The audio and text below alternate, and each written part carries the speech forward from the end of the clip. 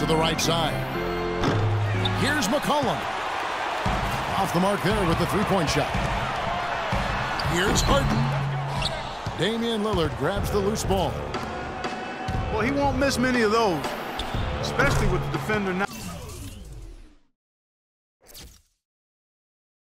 in the best of positions there. Damian Lillard drafted with the 6th pick back in 2011. That pick, guys, acquired from the Nets in an exchange for Gerald Wallace. Steve, I'd say a pretty good trade for the Blazers. Yeah, well, remember the Nets were in win-now mode. They were trying to keep Deron Williams happy, so they felt like the trade for Wallace would do that. The Blazers, in turn, I mean, they were rebuilding, and so they found the perfect deal at the right time and ended up drafting the future Rookie of the Year. Trailblazers leading by 12. And Lillard gets double-teamed. He's like, you sure this rim is regulation? No excuses, son. You just missed the dunk. Maybe that'll ignite him. I mean, impossible not to get pumped up after that. At least I think that would be the case. Well, you can see the immediate reaction of the guys on the bench. They are. Look at them. They are pumped up. Yeah, they're geek. That's what those alley-oops do, though. And we're about 2 minutes into the second quarter here. And Lillard gets double-teamed. And a foul on the shot. He'll go to the strike for 2. Patrick Beverly is absolutely a hound dog defensively. He's got so much pit bull in him and how he goes about defending people at that guard spot. He's not a big playmaker or scorer. He's basically a three-point shooter and a defensive specialist. With the stuff. Grown man's power flush with a long hang on the rim at the end of it. Clark, that could be a catalyst for him. I think you're right. Well, we've seen these kind of plays get them going in the past, that's for sure. Here's what Portland's going with right now. Joel Freeland comes in for LaMarcus Aldridge. And Steve Blake is subbed in for Lillard. And Patrick Beverly, a nice find for the Houston Rockets. Makes an ideal pairing with Harden in the backfield. Yeah, he sure does, Kevin, because he's tough, he's defensive-minded. He's a good complement to Harden, and I think any team in the league would love to have him just because of that toughness and that competitive desire.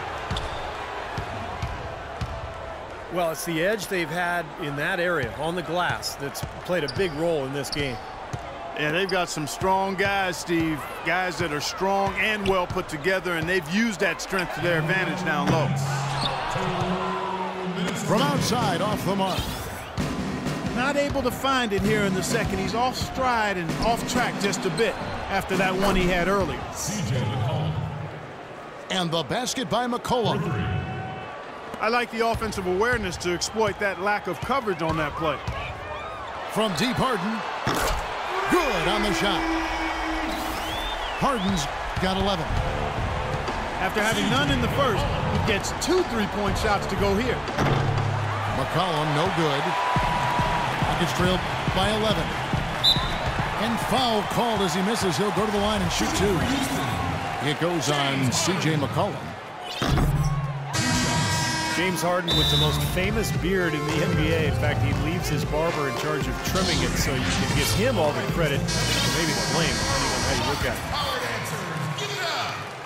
Montejunas is checked in for Houston.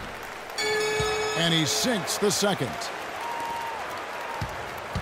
In Harden, a relatively quiet demeanor. Some have even said moody, but clearly he's embraced his new leading role in Houston. And he said as much himself. He looks at the Rockets as his team, and you can see it in his demeanor on the court. With that leadership comes responsibility, and I think he's ready to continue to step into that.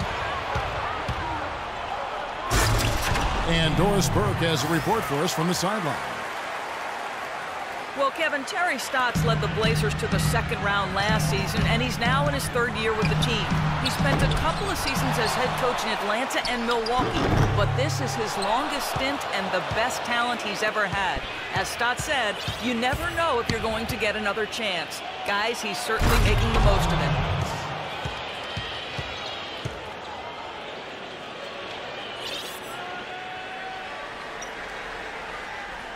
Doing a great job. Thanks, Doris. How about that? Breaking out the statue of